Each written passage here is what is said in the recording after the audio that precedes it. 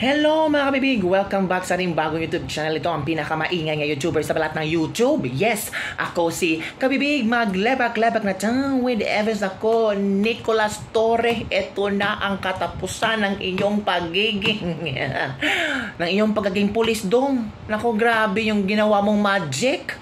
Mangkukulam ka ba? Grabe mga kabibig ha. Yung hinukay, agad-agad nawala. Ganon ang magic na ginawa ni Nicolas Torre mga kabibig. At hindi lang pala yung paghuhukay sa ilalim, pati pader sinira nila. Ngayong araw na ito ang pagtatapos ng iyong paghari-harian dyan sa KOJC. Ngayon araw, mababastos na ang iyong pagkatao.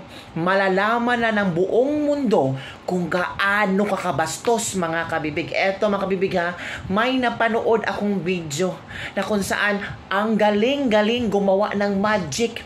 Magikero pala ito si Torre. Oy, hindi natin alam ba, in a span of few days, biglang nawala ang hukay?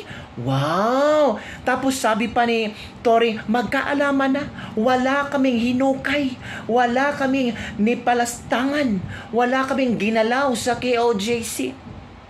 Tapos anong sabi ng BBM? Hindi namin ginamitan ng barel. Walang tirgas. Ngayon, makikita natin sa mga pictures na pati barel, itinago nila. O, eto. O yan, kabibig, nakita nyo na ha. The difference before and after. Wow, ang galing. O, ito yung after ha. O, ito yung after. Yung before, ito yung kabibig. Nakita nyo naman kung anong kalaki ang hukay. After, di ba mga kabibig? At ito pa mga kabibig, ang masyashock ka talaga sa ginawa ni Torre. Ang mga baril, itinago, galing. Tingnan niyo, yan, Akala ng mga tao ba na wala makakuha ng picture? Tingnan mo ang pulis, wala nang daladalang baril. Naku po, wag naman po kayong ganyan. Eto na ha, panoorin natin ha, itong video na ito. Tingnan nyo nakasemento na ang hukay sa GMC basement. Tingnan nyo pinapasok na ang mga media kasi tapos na ang kanilang tingnan nyo. Sino bang tanga ang naniniwalang walang hukay ang ginawa dyan? Ang media nakapasok na, pero nung mga ilang araw bawal ang medyang pumasok dyan. Tingnan nyo, di ba mga kabibig? Naku Torre, wag mo kaming gawing tanga. Naku Torre, maghanda-handa ka na. Manan, before, after. Tingnan mo. Di ba? Nakita niyo kabibig kung ano ang kaibahan? Nako, baka tanga-tanga din kayo mga kabibig. Yung iba dyan, basher na basher. Sabihin nila, nako, huwag kayong maniwala dyan kay kabibig. Hindi yan totoo. Basta mahuli lang si Pastor Apollo Kibuloy. Basta rapiduhin lahat ng KOJC members. Anong klaseng pagka-Pilipino kayo? Tingnan nyo naman yung before, after. Diba? Paano yan? Ay nako, ginamitan ni Torre ng makabagong semento. Ang tawag sa semento ay Torre Cement. Ay, ang galing ni Torre magtago. Torre Cement, ang sementong tatago sa pagiging makapal na pagmumukha mo. Ayan, malino ka, Eric. Bilis lumubog na. Ito, nagpapakita tayo mga ka-partner. Nagpapakita tayo sa gate 18, doon sa may scanner area. Ngayon naman ay muling bumalik ang ating principal pababa ng basement. Hala? Chinek? Basement, bumalik. Hala? Bumalik sa basement. College. Ng Maria College. Okay, sige. Oo. Sino nandyan, Paul? Sino pumasok? Senator Bato? Senator Bato. Hala, Senator Bato pumasok sa basement. Senator Bato. Okay, para Chinek? Kasi may mga city engineers na kasama na rin siya. Kasama na rin siya sa bumaba. Ewan ko ngayon, bumalik ulit sa loob ng basement. Sige, partner. Kay partner, yung pinapakita sa ating video ngayon sa kasalukuyan, ito'y nagpapatibay na bagong gawa lang talaga yung semento. True! Kasi may ilan silang ginamit na device, ngayon gagamitan nila na talaga naman malambot yung... halata naman. Presko pa. Oo, Eric. Kaya lalabas, halimbawa, mga kapartner, kung ito na ay pag-uutos ng legal counsel, city engineering na hukayin ulit. Hala, hukayin ulit. Doon malalantad yung napakalalim na hukay na nauna natin na i-flash na ipakita sa video sa buong mundo. Itong ginagawa nilang tunnel na gusto nilang na plano nilang tunnel, bunker na plano nilang ipaako dito sa POJC. Para magtatanim nila ng ebidensya na may illegal at may krimen na ginagawa dito sa loob ng POJC. Walian na. 14 days. Wala pa silang napatunayan. For 14 days, wala pa silang nakita na Pastor Apollo City Punoy. And for 14 days, talagang pagbabayaran nila lahat ng mga kasamaan na ginawa nila dito sa loob ng mapayapang compound. Damay ang mga pulis, nako. Tanggal sa serbisyo, magbabayad pa ang mga pulis, nako po. Para sa kanilang lahat. Kaya ang lahat, hindi lang commander, hindi lang general, lahat ng nag-utos at sangkot sa operasyon na ito na illegal, mananagot sa batas. Hala. Yes, correct, partner. At sinasaluduhan din namin ang pagpupursigi ni Senator Bato de la Rosa, in fairness. Correct, agree. At ang ating mga kababayan. Dahil nakita natin yung puso ni Senator Bato de la Rosa sa nangyayaring investigasyon. Agree. Hindi niya tinatantanan at gusto niya talagang patunayan. Dito, bagamat siya naging hepe ng Philippine National Police, ay pinapakita niya na kung saan siya pumapanig. Correct. Kung may maling ginagawa ang ating kapulisan, ay talaga namang kailangan patunayan sa taong bayan na mali sila. Correct. Eric? Brother Paul, tama ka, Brother Franco. And we also salute that in spite of limitations, Paul, nandyan si Senator Robin Padilla, Senator Bongo, and Senator Amy Marcos as confirmed today to reinforce. Wala pa daw ka, Eric. Wala pa si Senator Amy? Amy, yeah. Okay. So, tatlo lang senador, Senator Bato de la Rosa, Senator Robin Padilla, and Senator Bongo. Tama yung punto na yun, Brother Paul, no?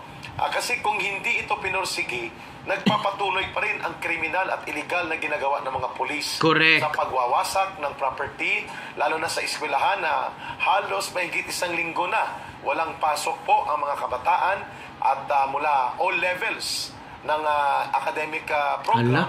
Ayun, butas nga. Butas nga eh. Sa lubog na. Bago lang pala to, So, klarong-klaro. Preskong presko talaga ang semento, Office ng City Government of Davao. Hindi sila QOJC workers. So, anong mga agencies na mga nandyan for the inspection, Paul? Nakita natin kanina, bukod doon sa mga opisina ng mga principal natin, wala naman dito, si Senator Amy Marcos, ay nakita natin dito from City Engineering Division, at may mga pumunta dito na from the Commission Commission on Human Rights. CHR, pumunta na. Iban lang doon sa mga miyembro ng mga media na pinapasok natin, both from national and local media, na nandito mga kapartner. So far sa other agencies ay wala pa tayo nakikita na may sumama na ibang mga ahensya ng gobyerno mga kapartner. So parang tapos na ang ocular inspection. Naikot na nila yung mga possible at mga malaki mga key areas dito sa loob ng POJC compound.